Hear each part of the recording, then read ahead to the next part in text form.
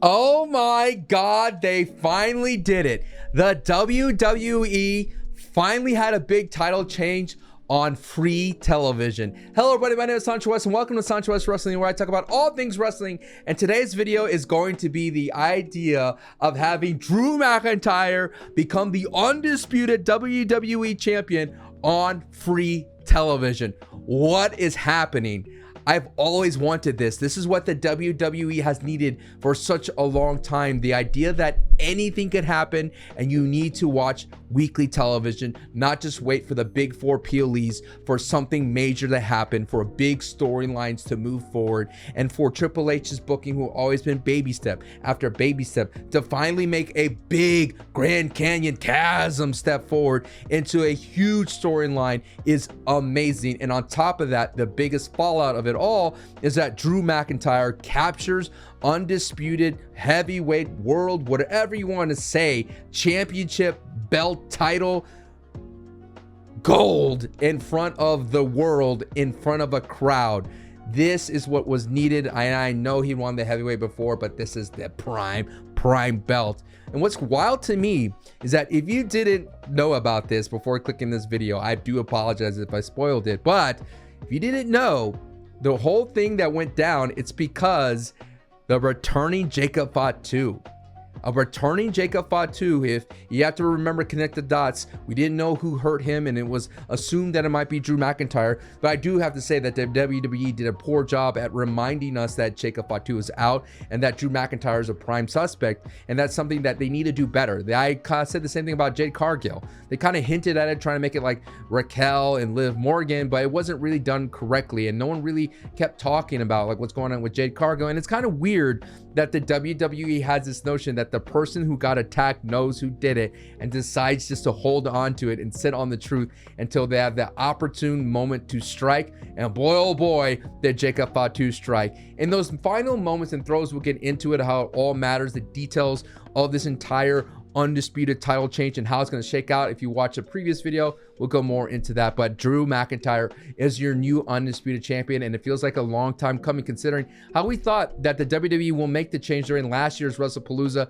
If you, according to the dirt sheets, if you're a dirt sheets type of person, Cody Rhodes and Drew McIntyre have been politicking their way for this type of finish to get Drew McIntyre the undisputed title, but the WWE thought it wasn't the right time, and in front of a hot crowd in Berlin, they decided now is the time. And if you didn't know, Drew McIntyre is usually involved in big programs when the WWE goes to overseas, so that's why the crowd over there absolutely loves Drew. Of course, Drew's from Scotland, so it all works out to have that overseas blood in that arena to get him over and get that entire hot crowd, who I was quite surprised was literally booing Cody Rhodes and saying, "Let's go, Cody. Cody sucks." Getting the Cena treatment is wild. But like I said, it's wild that this happens on Smackdown on free television in Berlin. The match itself was a fun roller coaster. It's quite surprising how they did the three stages of hell. One of my criticisms going into it was like, these are kind of mid type of gimmicks, and ending in a cage match was kind of like, okay. I thought we had so many different gimmicks to explore, like a dog collar,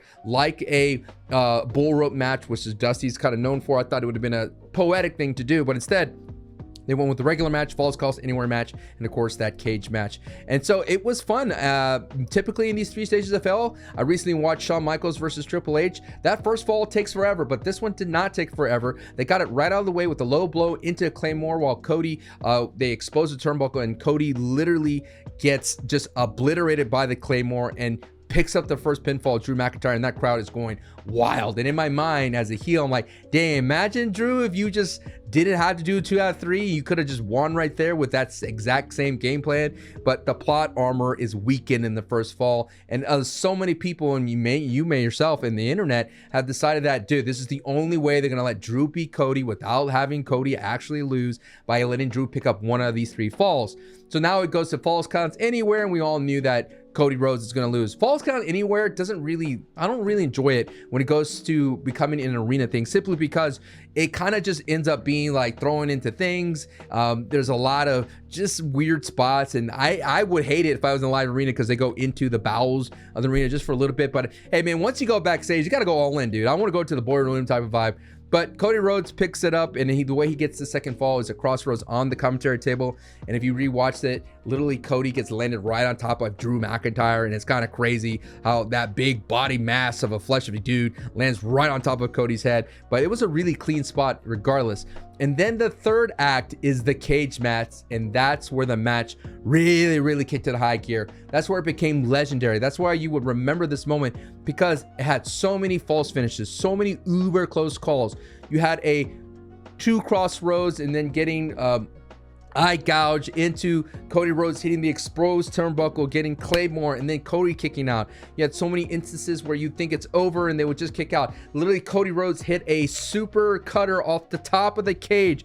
Gnarly bump, gnarly landing, and good old Drew McIntyre still kicked out. And I liked it how it was just, everybody was gassed and the whole crowd was just like, damn, when is this going to end? And that's the power of the false finishes. It didn't feel like, to me, like a CM Punk and Seth Rollins where it was finisher after finisher after finisher after finisher. You had some in-between exhausted wrestling that really worked for me. Them trying to get out of the cage, them trying to open the door. All that stuff worked really well. And I always said that a cage match is really good if you just book it logically, right? The heel tries to go out the front door, the babyface tries to go up and over the fence. Like, those are the classic types of things that all goes down. Now, I couldn't believe how I'm looking at the clock and there's 10 minutes left, and how all these false finishes are like 2.99999 type of situations. And it's interesting, while recording my Wrestling is Cool podcast with my co-host Santi's app, at the very end of the podcast, I had a fleeting thought. And I chunked out the question to him. It's like, would you think that WWE have another black hoodied type of individual interfere in a cage match? And the reason why I had this fleeting thought, and it hit me like a ton of bricks, was that I felt that because it's a cage match, the cage match itself creates a false sense of security. No one can get in, no one can get out. You don't think anyone's going to come in, but like 80-90% chance a black hoodie type of guy is going to come out of nowhere. It feels like it's a 90% spawn rate. And I'm going to have to get myself a ski mask and a black hoodie just to be my favorite wrestler, because by far since, I don't know, 2020, I would have to say, no, 2023, the black hoodie individual has caused a ruckus throughout the entire WWE. And who is this time underneath the hoodie? It is Jacob Fatu, with new teeth, by the way. Shout out to you, Jacob Fatu. In a supposed revenge plot to taking out Drew McIntyre for taking him out and knocking out his teeth. And Jacob's rage then basically causes him to hit Cody.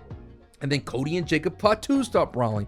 Now, at that moment, I thought maybe if there was a way for them to tell a story that it is Cody's fault, like maybe what I would have enjoyed is, instead of having Jacob Fatu elbow him and hit him once, let Cody like go like, oh man, why'd you hit me for? I was just trying to talk to you. And then let Cody get overwhelmed being hot-headed and then go at it. Like, make Cody make the choice of, I'm choosing to attack Jacob Fatu because I'm hot-headed, and because of my hot-headedness, which they've been building up these entire weeks, I lost the plot and let Drew McIntyre win. But instead, Jacob Fatu attacks Cody right away and gets right immediately into the scrum. And then meanwhile, in the foreground of the picture, Drew McIntyre slinks out of the ring. So I thought that was a very interesting story that they could have really nailed home. But regardless, you see that Cody ends up attacking Jacob. They brawl, out goes Drew, and Drew sneaks and steals the Undisputed Championship away from Cody Rhodes. And I actually really did enjoy that he didn't fully celebrate. He literally crawled his way to the entrance. And if you look, there's a shot of him crawling in the background of the Titantron, the little Titantron they had in the stadium. They had this flames and a Bowser looking gate, as if he's walking out of hell. And it was a really cool image that he's crawling out. No pyro, no celebration.